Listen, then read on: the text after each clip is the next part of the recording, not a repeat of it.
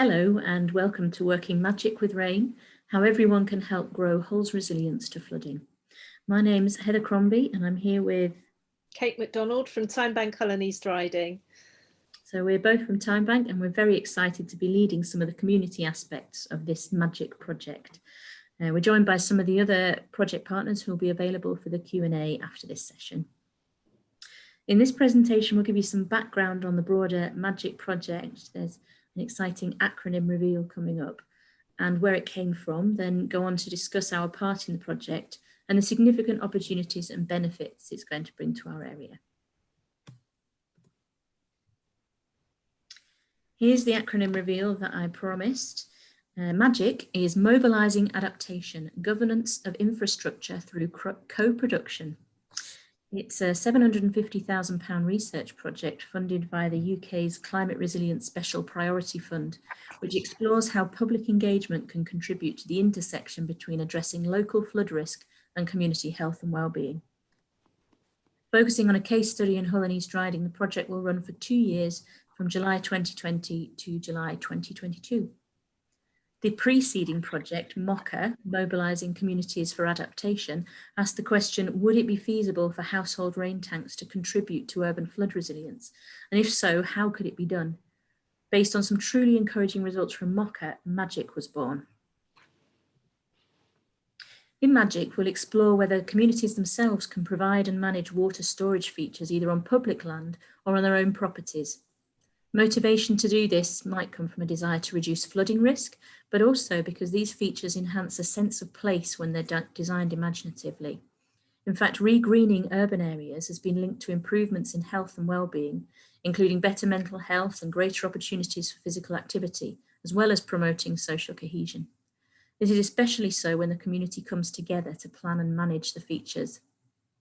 Additionally, if people collaborate to make their neighbourhood more flood resilient, they learn about the dynamics of the local flood risk and how they can best manage it. Even when floods occur in the future, and they won't be stopped completely, having considered and reduced the extent of local flood risk may help people feel more in control.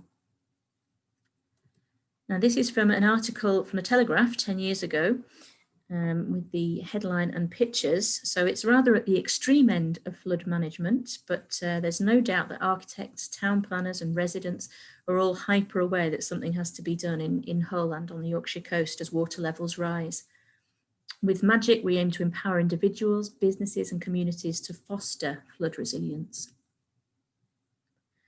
We're not going to do this by creating a little Venice, but by landscape interventions, which can include rain tanks, ponds, rain gardens, swales. All of these can provide additional water storage and slow the runoff after heavy rain, which reduces the risk of flooding. If numerous features can be embedded in one area, the effect is even greater. From this picture, you can see the difference in water runoff between hard surfaces and soil or planted areas. So in large-scale urban areas, you can imagine the impact of this has the potential to be huge. I just want to give a little shout out to the trees, nature's pump, nature's sponge. They can't be underestimated as natural sponges, capturing and storing water and helping to prevent flooding along with a host of other benefits.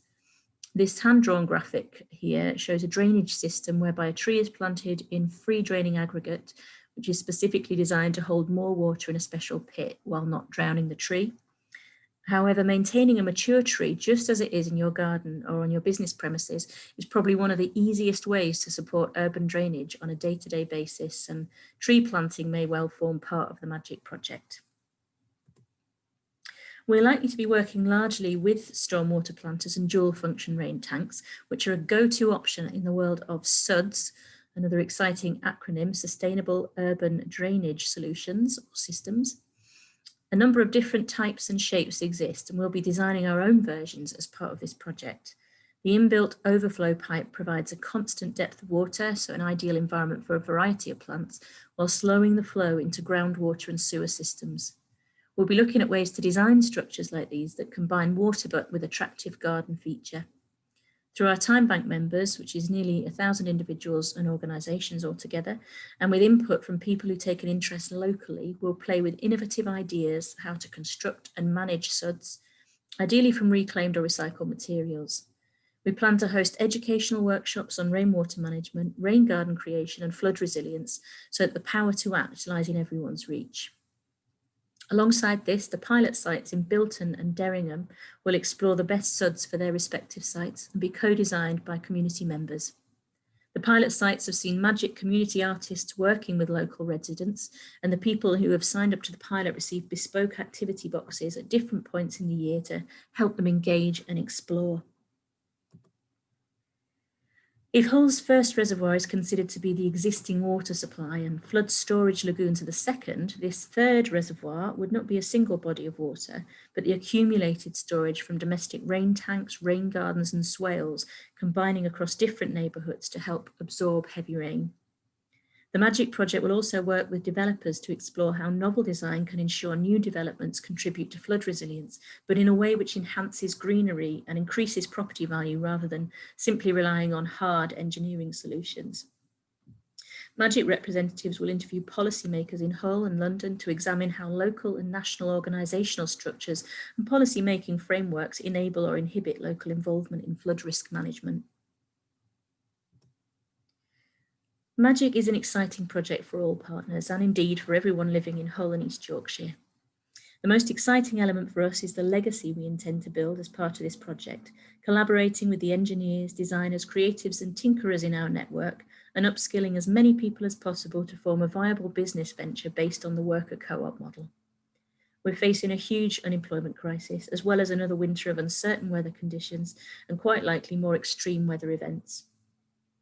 With this project, we aim to create something positive and proactive in the face of so much gloom and uncertainty, providing real benefits for everyone involved and for the wider community.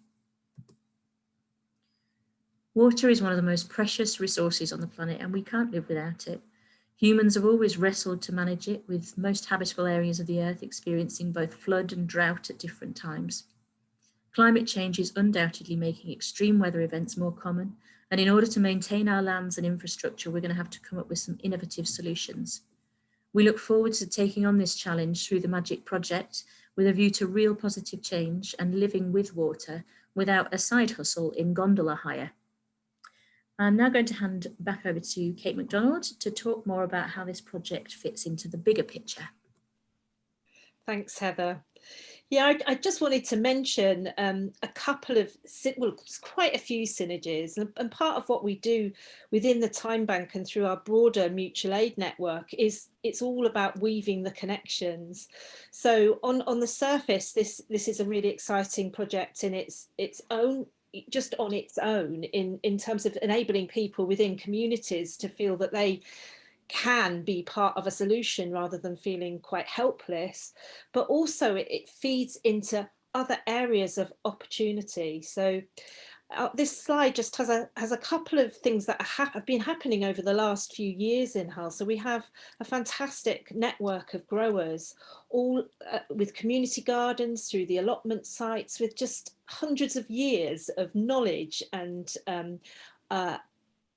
wanting to share that knowledge and those skills with other people. So the Growers Network is something that's very much around connecting to people who are interested in growing food and sharing knowledge and resources and everything across different sites across the city and wider into East Riding. And another project which is called Gardens and Open Spaces Hull, which is something that has emerged through lockdown, is actually saying we are in a situation where food security is becoming more of an issue. And we need to be looking at more sort of regenerative solutions, both to increasing our own knowledge and skills in growing food, in planting to increase biodiversity, but also to help incubate local business and local regenerative food systems as well. So Magic in that context offers a wonderful opportunity in the sort of prototypes of these water harvesting systems that we're developing to provide a solution to what is often a problem when an area of green space is identified, and that is irrigation. So there's something here about flipping the thing about how we're managing flood to actually harvesting this wonderful water to enable ourselves literally to seed growth of crops, seed greater biodiversity, and also to seed the opportunity for a different type of business that is based on strengths-based collaboration. It's based on well, a model, we hope, around worker co-ops. So where the workers, the designers, they actually co-own the organisation that is developed out of this. And then we also share that learning more widely. So the idea of this magic project, that we've got the local implementation of that, but there's a much wider network of partners which has national implications. So we're very keen to all the sort of prototypes and designs and learning that are developed through this are then in turn shared with other parts of the country to enable people in those areas to set up their own enterprises to do this. So just pop onto the next slide. I didn't finish just talking about, gosh, so this is a campaign to work in partnership with the council to make it much easier to get onto those open spaces. This project enables opportunities to provide that rainwater harvesting on those sites to enable the irrigation of the land and growing of the crops. And then we have another project that is based out of our mutual aid hub in East Hull, an area itself which is known as a food desert, and where there's massive opportunities to increase the amount of growing and skill sharing in that area. But part of this is about developing businesses that consider a triple bottom line. So this graphic here, this is talking about people, planet, and also profit, but that profit that is reinvested into the local economy. So even going wider into a bigger picture as well, there's lots of very exciting models across the country that are all around community wealth building. So we're really seeing Magic and the worker co-op that comes out of this as just one of those enterprises that fit into a much more generative business culture where we move beyond competition to collaboration.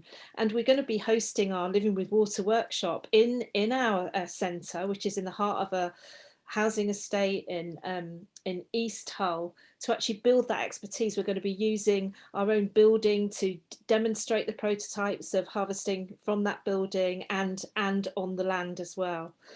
So I guess this is the opportunity to say over to you.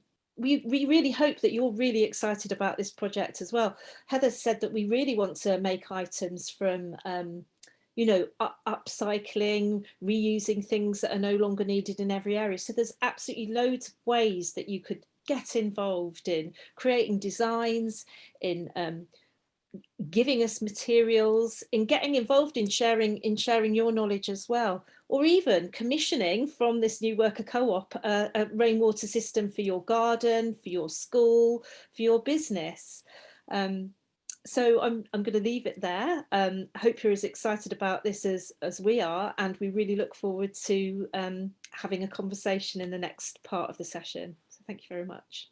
Thank you. Goodbye.